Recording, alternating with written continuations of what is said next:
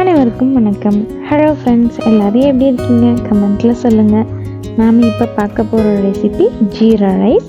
பாத்திரம் வச்சு oil add பண்ணிவிட்டு 2 ஸ்பூன் அளவுக்கு ஜீரகம் ஆட் பண்ணிக்கலாம். ஜீரகம் பொரிஞ்சு வந்ததும் பச்சை மிளகாய் ஆட் பண்ணிக்கலாம். நான் ஒரு 2 பச்சை மிளகாய் ஆட் பண்ணியிருக்கேன். நீங்கள் உங்கள் காரத்துக்கு தகுந்த மாதிரி ஆட் பண்ணிக்கோங்க.